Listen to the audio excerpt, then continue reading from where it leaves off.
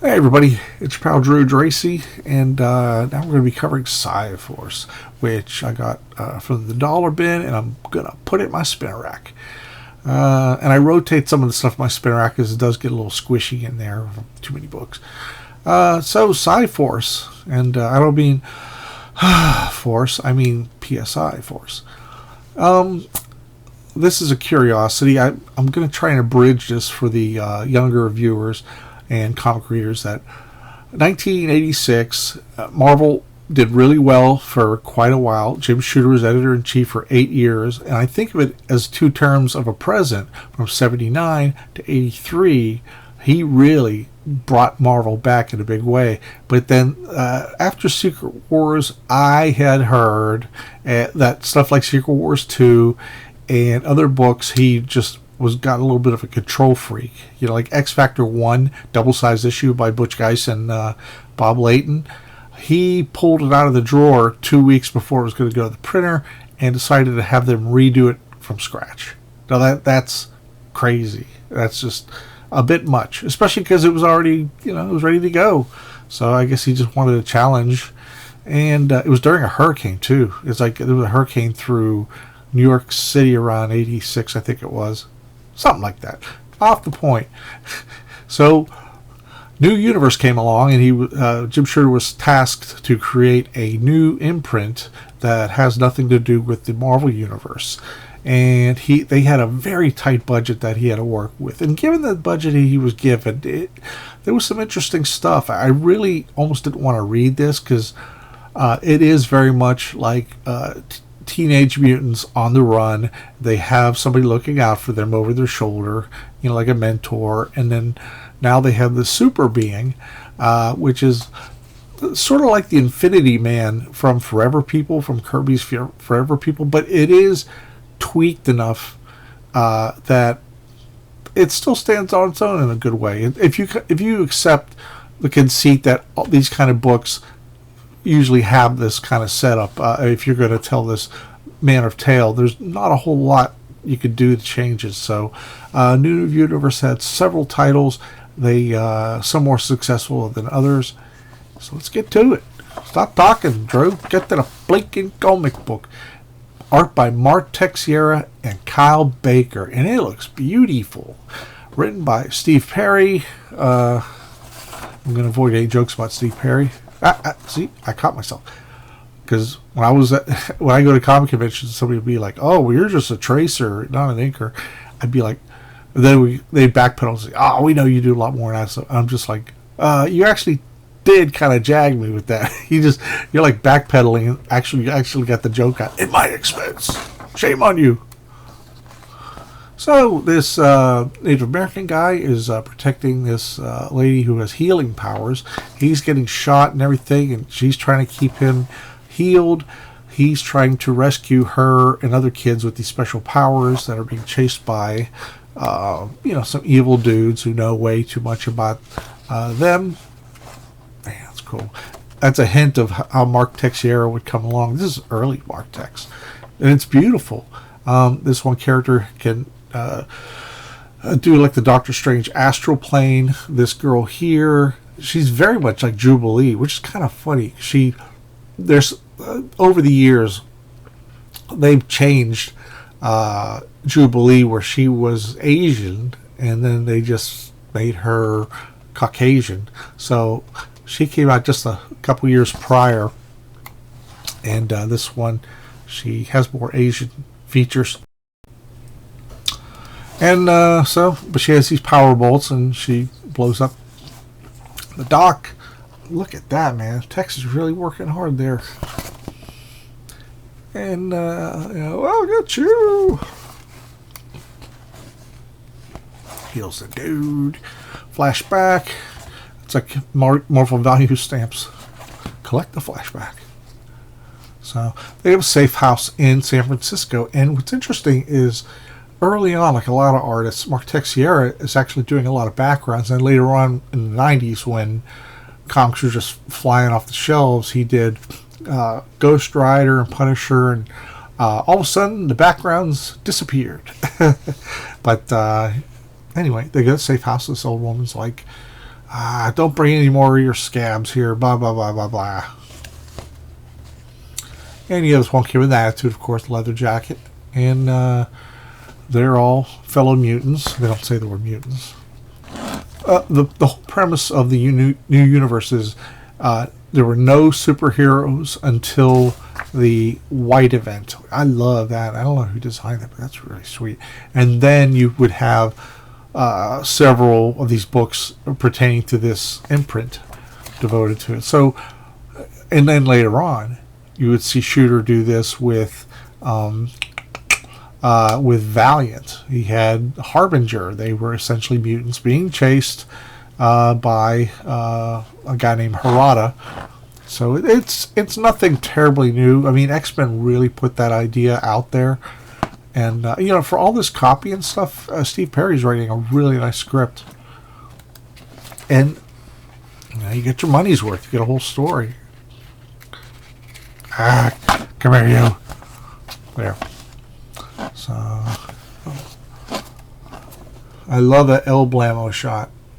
So he tries to kill the Native American guy, and meanwhile, the punk who's been talking shit the whole time takes the amulet. And they get together, and out comes Psi-Hawk. This is created by Archie Goodwin and Walt Simonson, so that's where the coolness comes from. So it's very much like the Forever People, Kirby's Forever People from the Fourth World books, except that when Infinity Man shows up, all the Forever People kids disappear to form him, but these kids summon Psi-Hawk. So that's the difference. Now over to, Mighty Crusaders, Buckler and Chick Stone. How about that? Good old Chick Stone. Nice cover. Archie Adventure Series was I believe, the books that actually made it to the spinner racks outside of the direct market. Like Red Circle Comics were the direct market, and then he came out with Archie Adventure Series to try and get on the racks. But the problem is, you have Marvel, you have DC, you have, you pretty much have all these other superheroes. And even though the Shield was the first patriotic superhero a year before Captain America, a lot of people were like, oh, this is just their version of Captain America. And, let's face it, the rest of these guys are okay, but they're not frightfully interesting, especially Jaguar. Him in the comics, oof.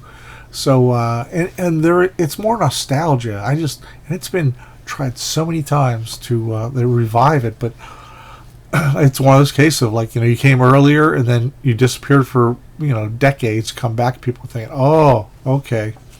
Kind of like the people who thought Oasis was better than the Beatles or that kind of stuff. So great storytelling. Rich Buckler really delivers on the art. The credits are inking by Dick Ayers, and no, it's not. Dick Ayers has always been a very, very sloppy inker, and especially on he did great stuff on the early Kirby Hulk and all that, but when he would ink Gene Colan on Captain America, it was a tragedy. So that is great.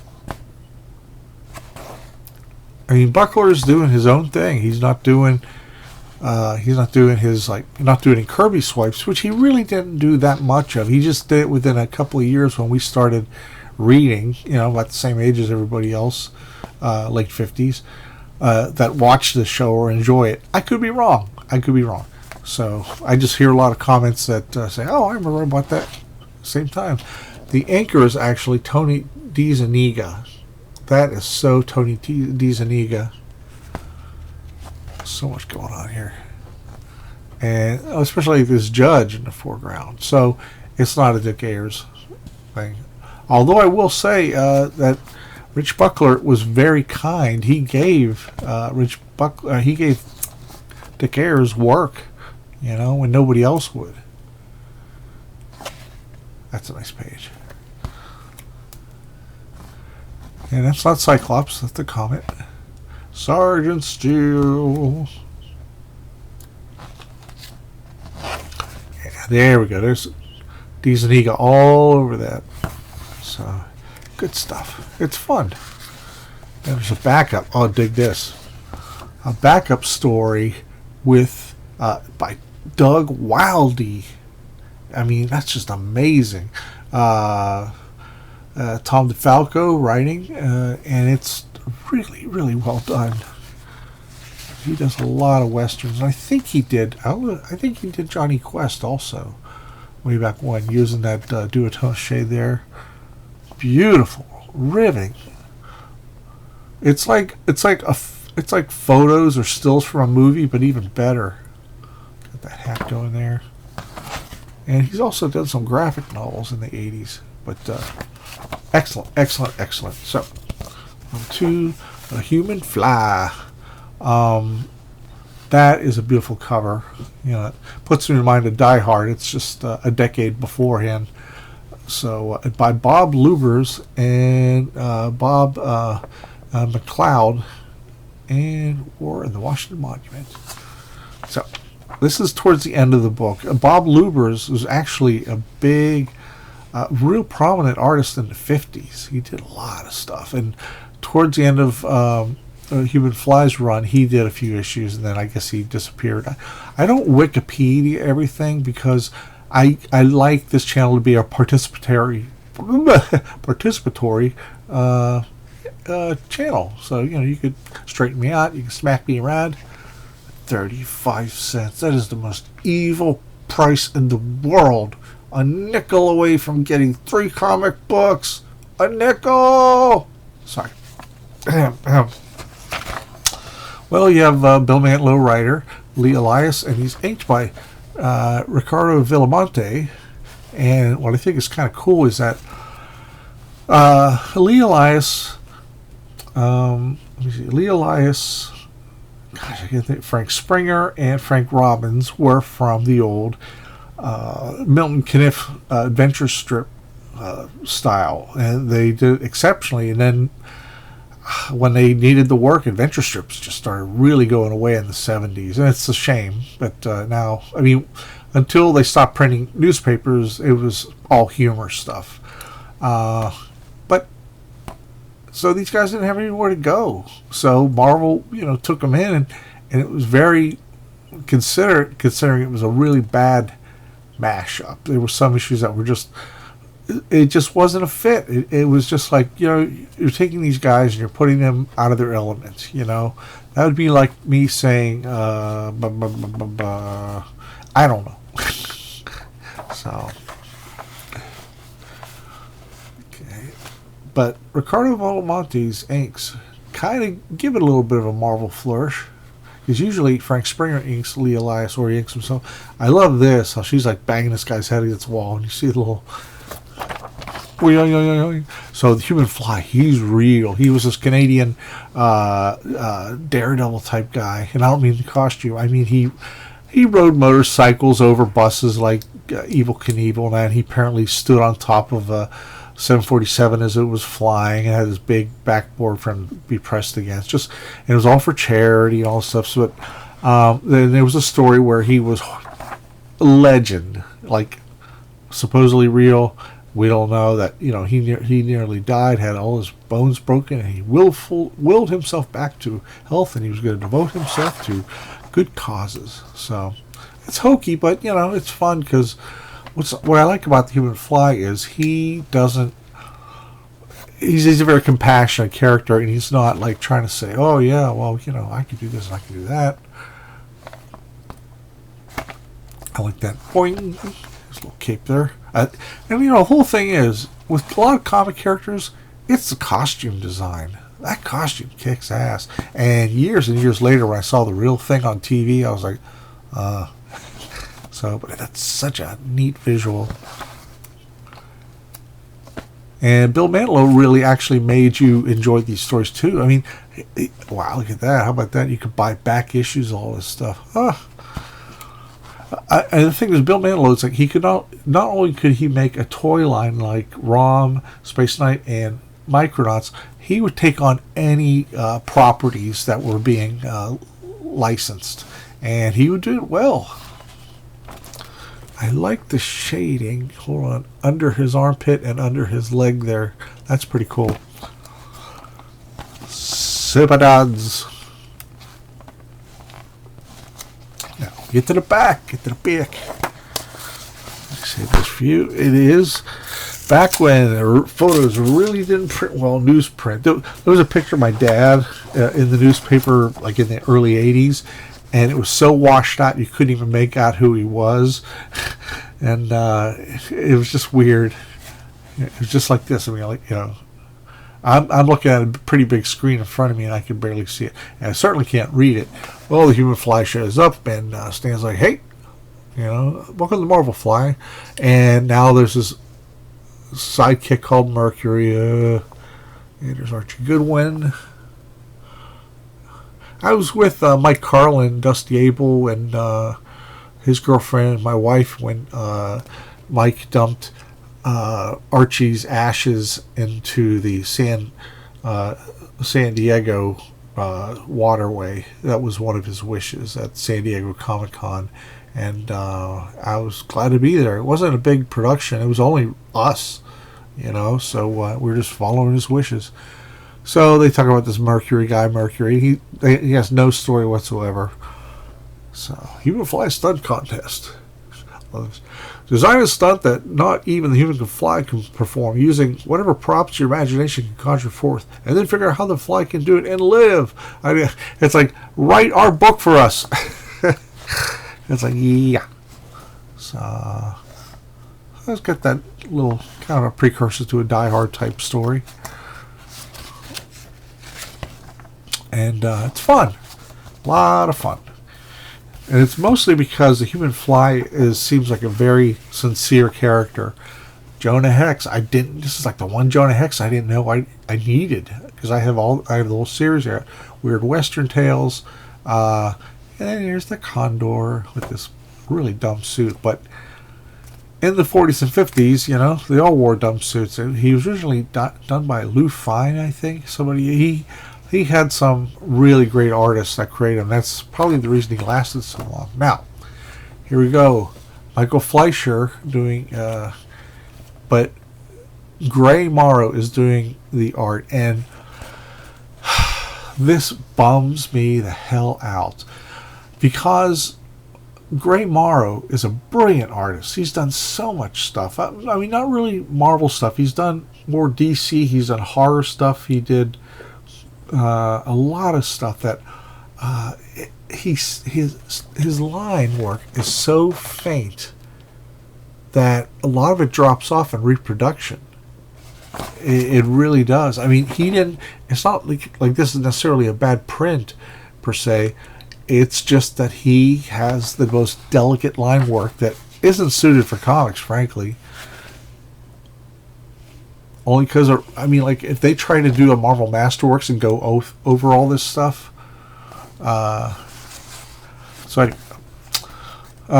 happens is they're shooting this video and they screwed up. They were trying to make an they're trying to make a old cowboy type treatment of Jonah Hex and the Wild West way back when. So they knock over the taxidermied body of Jonah Hex, which I covered in another episode I'll put down below. Really creepy. This is years later. So this reporter's really interested in the story, and he's tracing it back a little. Wow. So this guy, he's a collector. He wants to collect a Jonah Hex to go with everything else he has. And guy looks kind of like Steve Gerber, but I don't know. But we see how, like, okay, there we go. That is maddening. See you could see the lines. I'm bringing them up close, but they're barely there. But that's how he worked. His stuff was so delicate.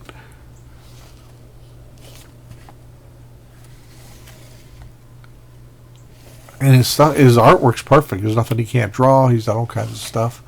But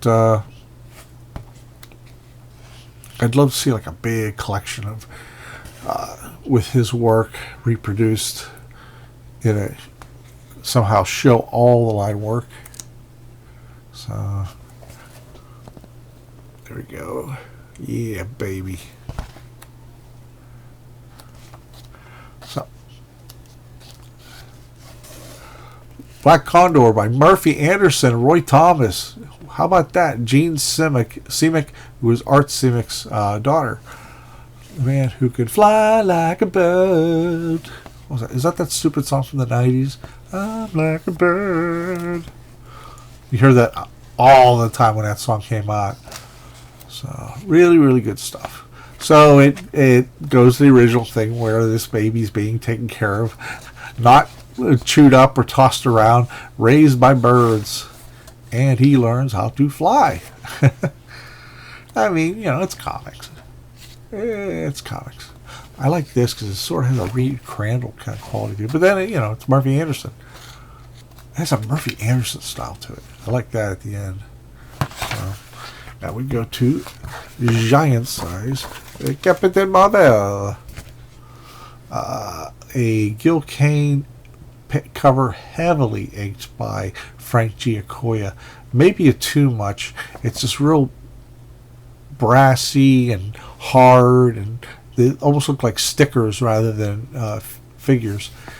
At this time, the giant size line of comics were, I thought they'd be a short hit because they had like 5 every. I can't think of it. Like the first 3 or 4 issues of these giant size would have new material for 30 pages and then a reprint in the back that usually associated with the earlier story. And it was a genius idea. And back then, they didn't pay royalties, which sucked, but that gave them such a low cost. It was cheap to just reprint shit. That's why back then every title had a reprint title on the stands. And, I'm torn. It's like, as a creator, if I had my stuff reprinted ad infinitum and didn't get a penny from it, I'd be upset.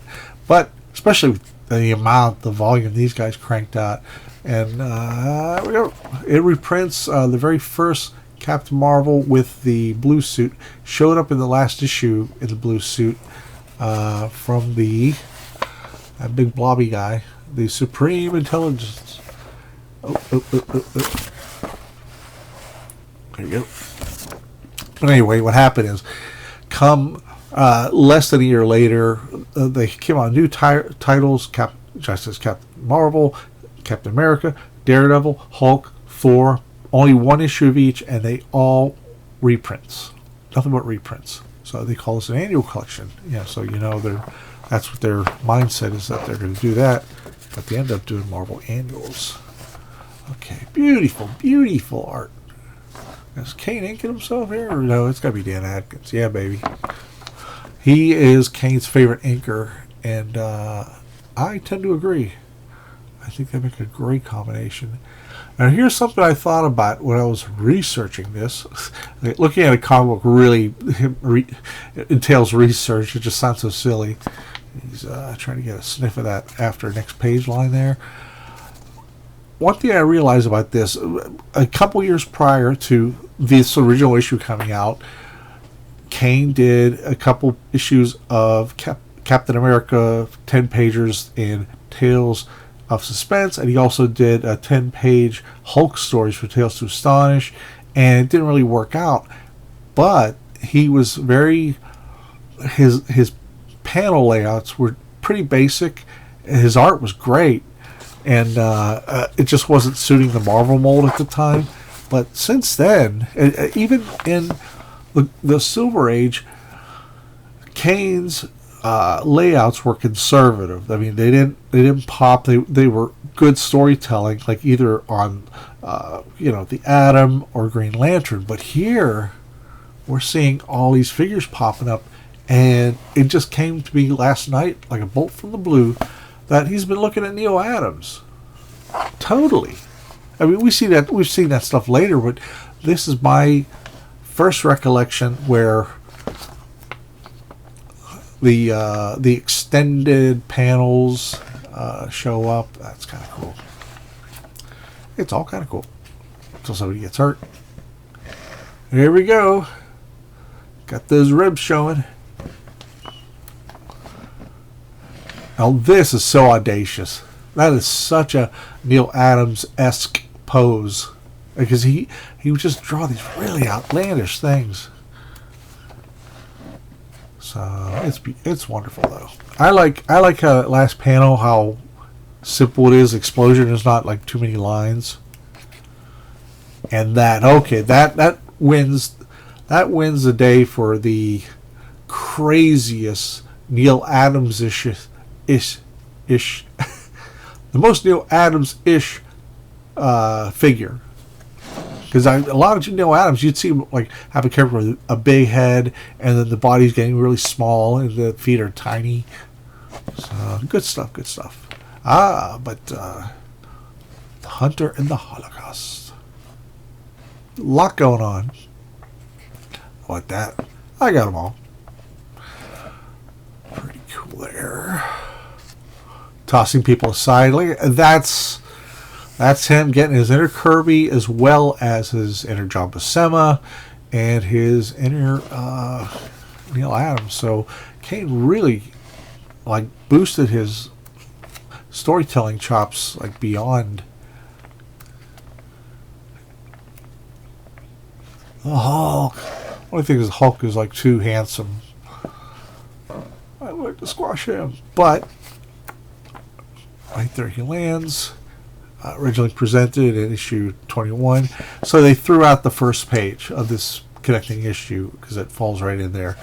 You know, probably page size. That they only have so many pages to reprint.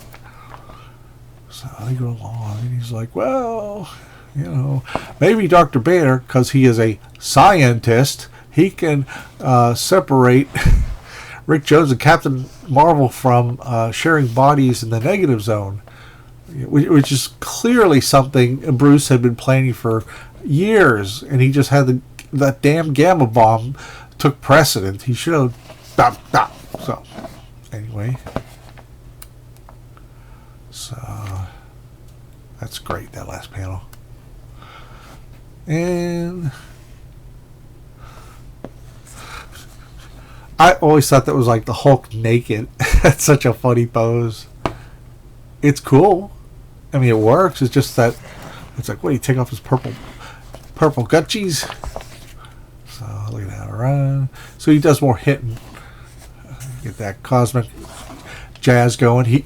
This is not the Jim Starlin Captain Marvel just yet. He's it's a few issues prior. And this is beautiful. Beautiful. And these are fun.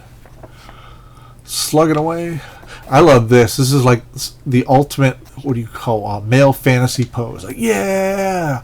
Are you ready to rock and roll? Kansas City. Whoa, man. I'm Captain Marvel.